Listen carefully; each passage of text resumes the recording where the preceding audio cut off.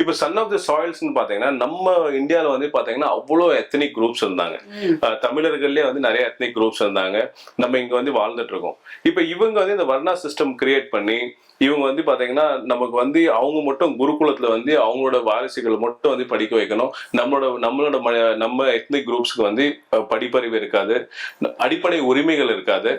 முக்கியமா very important என்ன பாத்தீங்கன்னா நம்ம வந்து ஒரு லேண்ட ஓன் பண்ண முடியாது, நம்ம வந்து அவங்களுக்கு அடிமைகளா இருக்கணும். இந்த மாதிரி சிஸ்டம் வந்து தொடர்ந்து பிராக்டிஸ் பண்ணிட்டு வந்தாங்க.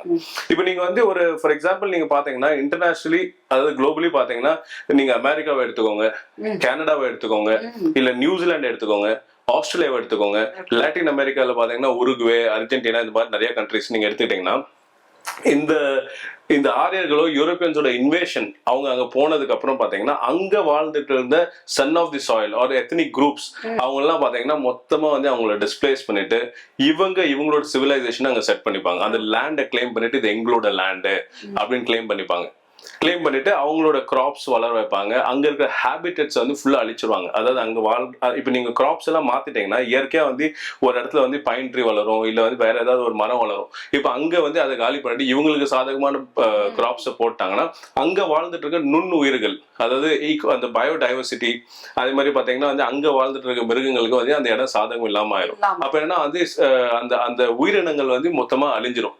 அப்புறம் இவங்களை வந்து தொடர்ந்து அடிமைப்படுத்துக்கான முயற்சி பண்ணுவாங்க.